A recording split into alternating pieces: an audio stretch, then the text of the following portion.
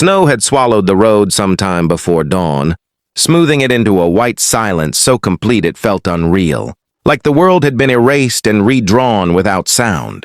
The wind slid low across the fields, not howling, not dramatic, just constant, patient, the kind of cold that didn't warn you. It simply waited for you to stop moving. He noticed the mailbox because it was wrong. The lid hung open, crooked on its hinge, a fan of envelopes spilling out and slowly disappearing beneath fresh snow.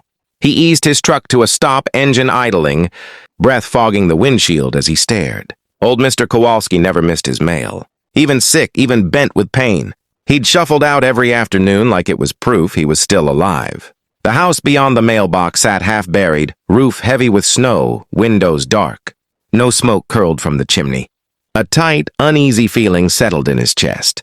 He pulled on his gloves and stepped out into the cold.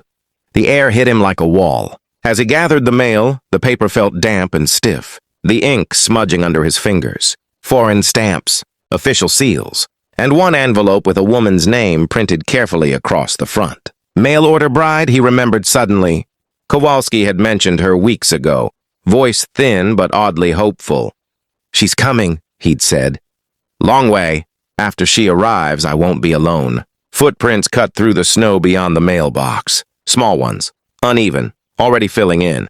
His pulse jumped. "Hello?" he called, though the wind devoured the word before it traveled 10 feet. He followed the tracks, boots crunching, breath burning in his lungs. They led past the house, past the shed where tools lay half-buried, toward a low dip near the trees where snow collected deep. That's where he saw her. At first, she looked like part of the drift, dark hair against white, coat too thin, body folded at an unnatural angle. She was on her knees, one hand buried in the snow as if she'd tried to stand and forgotten how legs worked. Her other arm hung limp at her side. For a terrible second, he thought he was looking at a body. Then her fingers twitched.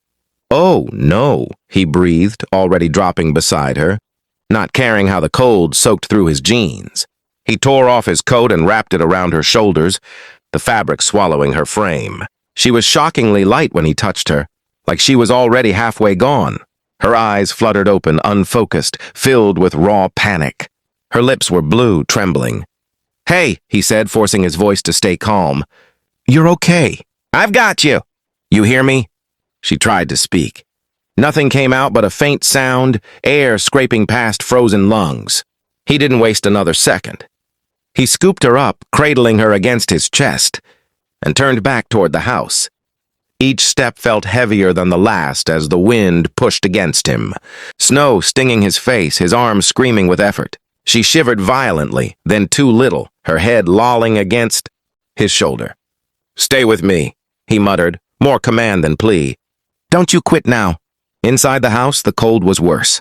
It was the kind of cold that had settled into the walls, into the furniture, into the very air. The stove was dead, ash-gray and untouched. A single bed sat against the wall, sheets rumpled but empty. On the table, medicine bottles stood in neat rows, unopened for days.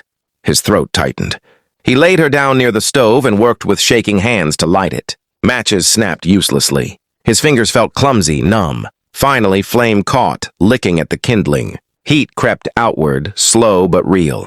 He knelt beside her, rubbing her hands, breathing warm air over her fingers, talking constantly so the silence wouldn't swallow them both. "You're safe. You're not alone. Just keep breathing." Her shivering returned, harder now, a good sign, he knew. Painful but alive. Her eyes focused on him at last. Dark eyes, young, terrified. "He... gone," she whispered, her accent thick, the words breaking apart. "I come, train, long time." She swallowed with effort. Door locked, no fire.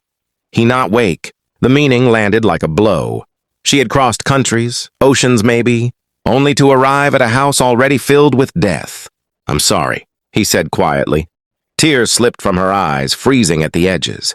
"They say wait," she continued, voice trembling. "I wait, cold come."